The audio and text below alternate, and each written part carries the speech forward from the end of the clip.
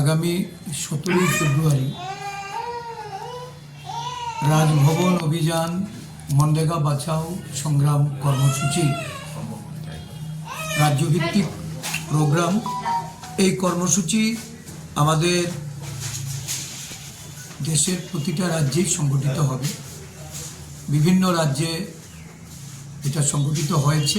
আমাদের রাজ্যে আমরা 17 তারিখ এই রাজ্যব্যাপী কর্মসূচি আমরা হাতে নিয়েছি।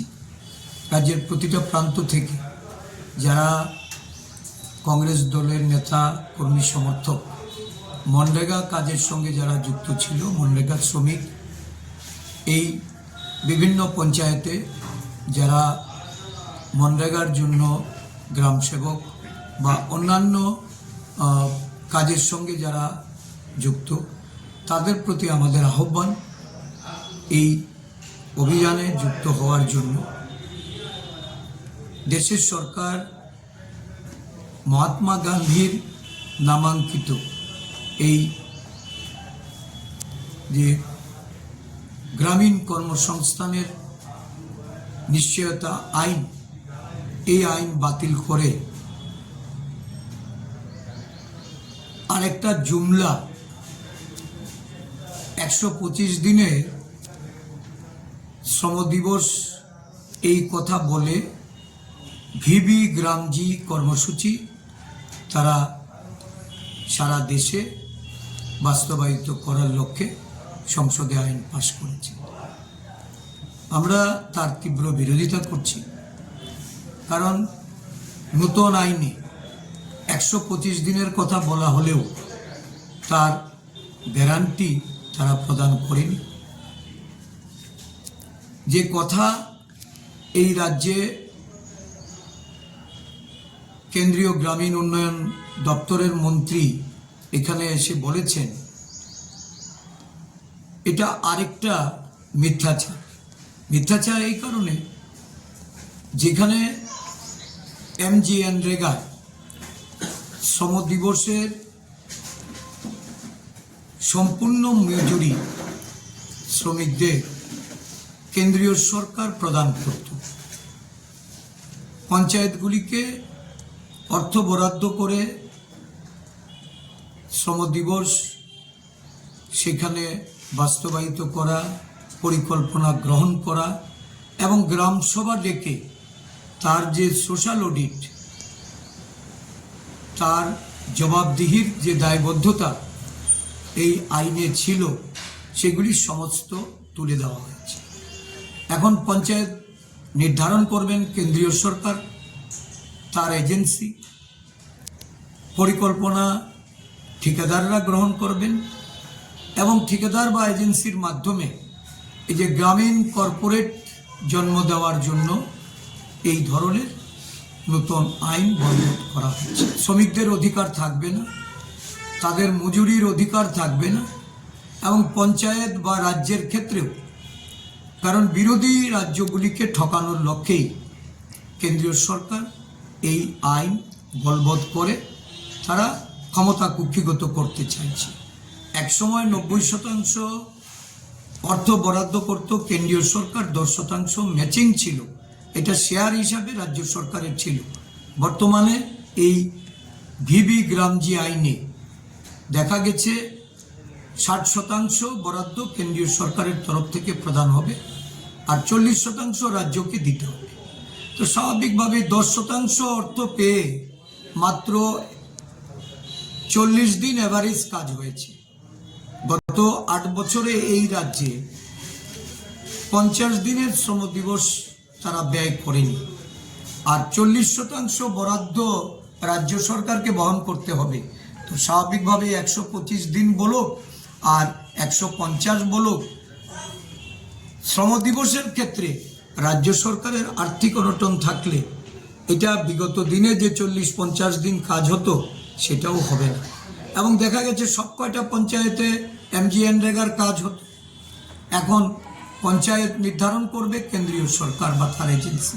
তো স্বাভাবিকভাবে যেখানে বিরোধী দলের পঞ্চায়েত থাকবে বা যে পঞ্চায়েতগুলিতে বিরোধী মানুষের সংখ্যা বেশি থাকবে, সেখানে তারা দলবাজি করার সুযোগ পাবে।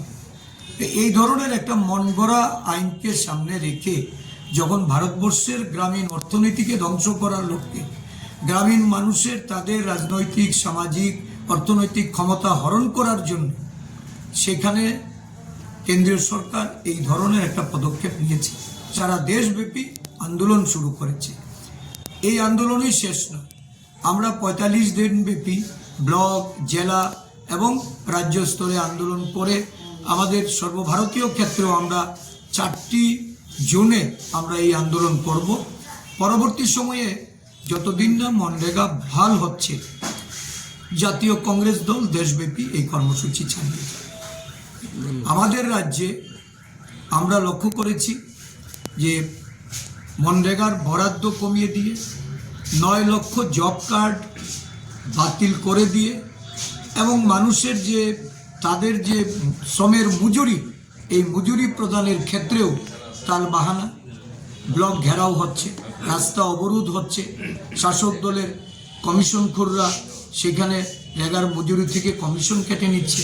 গ্রামীণ টাউটরা এই রাজ্যে মনরেগাকে, যা গ্রামীণ অর্থনীতির একটা বড় হাতিয়ার ছিল, সোশ্যাল সেক্টরে যেখানে অর্থ প্রদানের একটা বড় পথ ডক্টর মনমোহন সিং প্রয়াত প্রধানমন্ত্রী উনি করে দিয়ে গিয়েছিলেন, সেই রাস্তাটাকে বন্ধ করে দিয়ে আরও বেশি সংখ্যক গরিব বানানো, গরিব মানুষকে সরকারের মুখাপেক্ষি করা, গরিব অংশের মানুষকে নিয়ে দলবাজি করা, রাজনীতি করার ক্ষেত্রটাকে আরও বিস্তৃত করার লক্ষ্যেই এই নতুন ভিবি গ্রামজি আইন।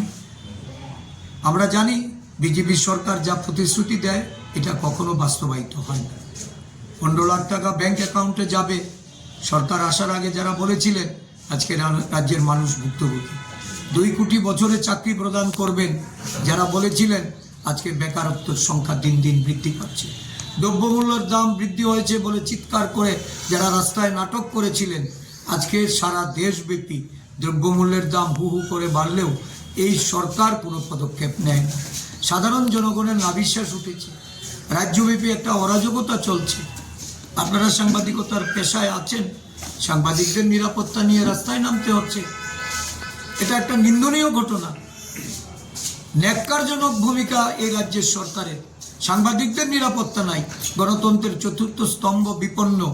সারা দেশব্যাপী এই গণতন্ত্রের চতুর্থ স্তম্ভের যারা প্রতিবাদী তাদের বিরুদ্ধে নানাবিধ আইনানুগ ব্যবস্থা যেমন গ্রহণ করা হচ্ছে, তাদেরকে খুন করারও ষড়যন্ত্র করে তাদেরকে দমিয়ে রাখার চেষ্টা হচ্ছে। আমরা জাতীয় কংগ্রেস দল প্রতিবাদী মানুষের হয়ে লড়াইয়ের ময়দানে আছি। এই লড়াইটাকে আরও তেজি করার জন্য রাজ্যের সমস্ত অংশের মানুষের সহযোগিতা চাইছি, খোয়াইবাসীর সমর্থন চাইছি এবং সংবাদপত্রের সঙ্গে আপনারা যারা যুক্ত, আপনাদের মাধ্যমে এই রাজ্যের মানুষের কাছে আমরা পৌঁছতে চাইছি। আপনাদের সার্বিক সহযোগিতা চাই। আমাদের খোয়াই নেতৃবৃন্দরা, জেলা সভাপতি প্রদ্যুৎ ভট্টাচার্য, আমাদের প্রদেশ কংগ্রেসের সাধারণ সম্পাদক, আদিবাসী কংগ্রেস চেয়ারম্যান শব্দকুমার জামাতিয়া, আমাদের সেক্রেটারি কার্তিক দেবনাথ, আমাদের প্রদেশ কংগ্রেসের কার্যকরী সদস্য ক্ষিতীশ দেবনাথ ভৌমিক মহাশয় আমাদের এই আজকে কর্মসূচিতে উপস্থিত হয়েছেন। আমাদের বিভিন্ন ব্লক সভাপতিরা এসছেন। সকলের সহযোগিতায় এই খোয়াই থেকে একটা বড় ধরনের প্রতিনিধি যেন 17 তারিখে আগরতলায় যেতে পারে, তাদের মাধ্যমে আমরা একে সংগঠিত করে এই সবার মাধ্যমেই আমরা বার্তা দিতে চাইছি এবং আমাদের সংগঠনকে আগামী দিন আরও শক্তিশালী করার লক্ষ্যে আমাদের স্থানীয় নেতৃত্বরা তারা চেষ্টা চালিয়ে যাচ্ছেন। তাদের উদ্যম, তাদের উদ্যোগ, এটাকে আমি ধন্যবাদ জানাচ্ছি। আরেকটা বিষয় জানতে চাইবো যে আমরা দেখতে পাচ্ছি ইদানিং সময়ে রেল দিয়েও রাজ্যে বিভিন্ন নেশা সামগ্রী প্রবেশ করছে, এই বিষয়টা নিয়ে কি বলেন? এই যে নেশামুক্ত তাদের যে স্লোগান, কার্যত এই রাজ্যে 2018 সালের পরে যখন একটা নতুন সরকার প্রতিষ্ঠিত হয়েছে, অভিভাবকরা, রাজ্যের জনগণ, তাদের আশা প্রত্যাশা ছিল যে অন্যান্য প্রতিশ্রুতির সঙ্গে এই যে নেশামুক্তর যে প্রতিশ্রুতি, এটাও সঠিকভাবে বাস্তবায়িত হবে। এবং দেখা গেছে যে মানুষ এই আশা করলেও এই আশা আজকে আর এই সরকারের কাছ থেকে মানুষ করে না, কারণ শাসক দলের নেতা কর্মীরাই আজকে এই রাজ্যটাকে নেশায় ডুবিয়ে দেওয়ার জন্য তারাই সমস্ত ব্যবস্থাপনা চালিয়ে যাচ্ছে। রেলে করে এখানে নেশা জাতীয় দ্রব্য ঢুকছে, দিল্লি থেকে এই সরঞ্জাম বুকিং হচ্ছে। রেল দপ্তর, রেল মন্ত্রকের যারা দায়িত্বে আছেন তারা কোথায়? স্থানীয়ভাবে এখানে এই যে রেল স্টেশনগুলিতে, এটা তো শুধু নতুন ঘটনা নয়, এর আগেও জিরানিয়াতে ঘটেছে, তারপরেও পড়ছে। তার মানে উপর্যুপরি এই রেল বা অন্যান্য পরিবহন পরিষেবাকে কাজে লাগিয়ে রাজ্যে নেশা ঢুকছে, রাজ্যকে করিডোর বানিয়ে পার্শ্ববর্তী রাষ্ট্রে যাচ্ছে। পার্শ্ববর্তী রাষ্ট্র থেকেও এই নিয়ে বিভিন্ন সময়ে এটা আন্তর্জাতিক পর্যায়েও তারা অভিযোগ করেছে, কিন্তু এই রাজ্য সরকারের কোনো হেলদোল নেই। মুখের যে স্লোগানগুলি, এই স্লোগানগুলি কার্যত বাস্তবে একদমই ফাঁকা আওয়াজ, ফাঁকা বুলি দিয়ে এই রাজ্যটাকে নেশাসক্ত করে তুলেছে।